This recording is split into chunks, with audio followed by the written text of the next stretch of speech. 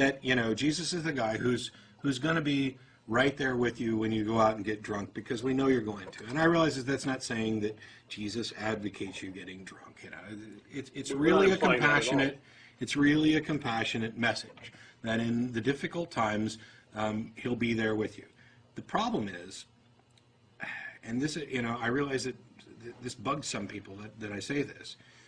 There's no good reason to think that any of it's true. And by convincing people that it is true, you have done them harm. Because instead of equipping them with the tools that they need to deal with reality responsibly, to help equip them to face the situations that come up in life responsibly, with rational thought, and not relying on the fact that God's going to be there with them and he's going to sort it out and everything else, you've done them harm. They're willingly buying into something that has no basis in truth, or at least no demonstrable basis in truth. I mean, if God's demonstrated himself to you, that's great. Next time you talk to him, ask him why he doesn't do it for the rest of us.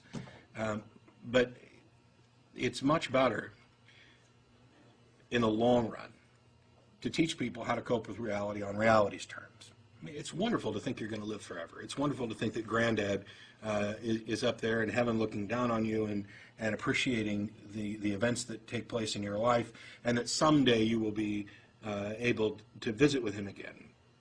But there's no good reason to think that it's true. And by equipping people with that kind of mindset, the way your brain works is you're constantly developing a tool set that allows you to evaluate reality, evaluate claims, make decisions. And the more polluted your brain gets with bad information, the worse your decisions are going to be.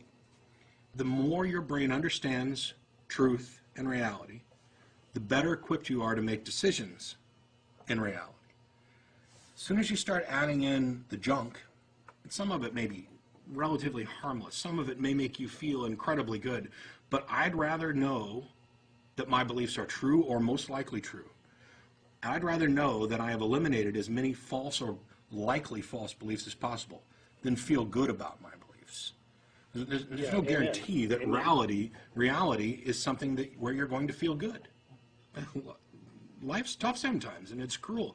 But the best way to learn how to deal with it is to deal with it on its own terms and not hit your knees or put your hands together. I mean, you know, praying may make you feel better. I'm not opposed to people, you know, praying in general, because I think mostly what you end up doing is something along the lines of meditation or clearing your head, or, you know, oh, I've lost my car keys. Oh, let me stop for a second, and please, God, please tell me where I put my car keys. Oh, I just can't remember where my car keys are. Well, what are you really doing? Are you really talking to some supernatural being that's going to tell you where you lost your car keys? Or are you trying to calm yourself down and focus your brain into remembering where you put your car keys? Is it really a miracle that you end up finding them? Yes, I'm wondering why the Christian faith or any faith, because I guess atheism actually is a lack thereof, why do they offend you? Because coming from the standpoint of a Christian, like y'all being, you choosing to be an atheist doesn't offend me in any way, really. Are you a Christian? Yes, sir. And, okay. Could you tell me, please, what you think is going to happen to my soul after I die? That's not up to me. I'm not asking you to pass judgment on me, right? I'm an atheist. Let's suppose I'm still an atheist when I die. According to what's taught in your religion, what happens to me? Like I said, I don't know. I mean, You don't know? I'm not there yet. That's bizarre, because we atheists are not even members of your religion, and we know what the teachings of your religion are. You know what the teachings are, but you're saying my religion, however, there are different beliefs with Christianity, inside of Christianity, so with Catholicism and all right, everything else. I hate to have to do this, because I don't like putting words in people's mouths, but since you're refusing, I'll tell you what your religion says happens to me, right? What happens to me is I get tortured forever, right? According to the rules of your religion, if I'm still an atheist when I die, I go to hell forever. right? Okay. Yeah. Yes. Okay. And you are a member of that religion. At some point, somebody told you that that is what happens to people who aren't members of your religion, and you're okay with that. That's why I'm upset with Christians. That's why I get upset when Christians say things like they'll pray for me, right? Because you are a bunch of people who think I deserve to be tortured forever. How am I supposed to not be upset? Huh? Don't think you deserve that. You don't think I deserve it? But you worship the God that you believe is going to do that to me. If you don't think I deserve that, stop worshiping that God. Hey, why are you getting upset about something that's mythological? That's for the point I'm trying to get at. If you told me that you believed I deserved to be imprisoned for life in a penal colony on Jupiter, there's no such thing. There's no such thing as a penal colony on Jupiter, but you're expressing the sentiment that I deserve to be incarcerated forever. Okay? I can react to that. I'm perfectly within my rights to resent your attitude about me, even if your attitude ultimately connects up with something that's a fiction. You're still going around, you're still voluntarily being a member of a religion that condemns me to eternal torment just for not being a member. That's why. I mean, are you saying that the world would be better without the belief of God? Yes. I think so, too. I'm convinced that that's the case. What about a lot of the people in the world who actually draw hope from the fact that there is a God? There's a study done recently that looks at the religious belief in first world nations, Europe and the United States, and some of the countries in the Americas and Australia, of course. And it correlates. It looks at the rates of religious beliefs in these countries versus various social ills like abortion rates, sexually transmitted diseases, homicide, infant mortality, teenage pregnancy, and all these things. And on all of these things, religious belief is correlated with the ill. That is, belief. As belief increases, societal health decreases. And while you can't draw a causal link, there's a strong correlation there. But to your specific question about drawing hope from it, I understand a lot of people do. And it seems to be, especially if you're doing it, a good thing. But there's an old quote that and there's a lot of claims about Christians being happier than other people. And there's a quote that Russell referenced yesterday, which is the fact that a believer is happier than a non-believer is no more to the point than that a drunk is happier than someone who's sober. And you can draw hope from all kinds of things. I understand you can control behavior with a lie. You can make somebody feel good with a lie. You can ease anguish and fear and mourning with a lie. It happens all the time. It doesn't change the fact that it's a lie. And it's my personal view. I would prefer the truth.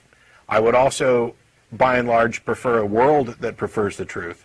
I would not make any attempt. I kind of quote a few good men. Some people can't handle the truth. Maybe. I don't buy that. I don't buy that. And we talked about this. Some people might need to grow up. We talked about this yesterday.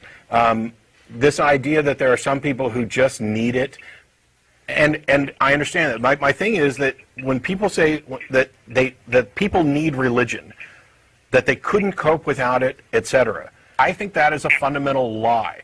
And the truth is that in much the same way that I can't build a car engine because I haven't been taught how to do it, so I need to rely on my mechanic, that's the same argument that people are using with respect to religion. And instead of giving them the religion that seems to do something for them, in this case it's not like a mechanic because it's not actually doing anything, it's just telling you it did something. Instead of doing that, we need to give people the tools with which they can take control of their lives, they can deal with reality, they can learn to cope. Make better decisions. I think that truth is always going to be preferable to fiction. I do not deny the fact that lies can be used to positive conclusions on occasion. I just don't like them. what she wrote was, I don't want to live in a world where those with power impose their evil intent on the masses and not face any type of consequence. Without God, people can easily escape human justice. I can't buy into that. She also made this point about, you realize, because somebody mentioned pedophile priests, and she's like, you realize, yes, pedophiles is immoral, but there are pedophiles who escape from human justice, and therefore it's good to know that God's justice is eventually going to get them. And this becomes the basis of why she believes. And so here was my response, and I'll just read it. The kind of world you want to live in has no bearing on what kind of world you do live in. If this is your principal objection to worldviews that don't include some cosmic justice in them, if you'll forgive the condescending remark, you really don't understand what you're talking about. Life isn't fair, and the desire for justice that you express is one of the key foundations of most every religion. We're all aware that sometimes good goes unrewarded and evil goes unpunished, and so some justice seekers invent a security blanket to ensure that they aren't mired in depression. It allows them to avoid facing the harshness of an indifferent reality. Whether it's heaven and hell or karma dictating infinite rebirths, it serves the same purpose. Some of us prefer to actually face reality. Some of us realize that there's no good reason to believe that the universe is anything other than indifferent to our existence and our perceptions of good and evil. Some of us realize that dealing with reality on reality's terms is the only way to make any real improvements in the situation. Life isn't fair, and that's actually comforting if you think about it. If life were fair, that would imply that you actually deserve the bad things that happen to you, and that those who benefit from evil deeds are similarly deserving. The realization that there's no reason to expect justice is what ensures that we take steps to impose justice. The realization that good isn't always rewarded is what drives us to reward it when we see it. The realization that evil isn't always punished is what drives us to work together as a cooperative society to deal with our problems collectively and individually in a way that encourages real change and that hopefully minimizes harmful actions. Realizing that justice isn't guaranteed allows us to appreciate it when it happens and work toward ensuring it on a more regular basis.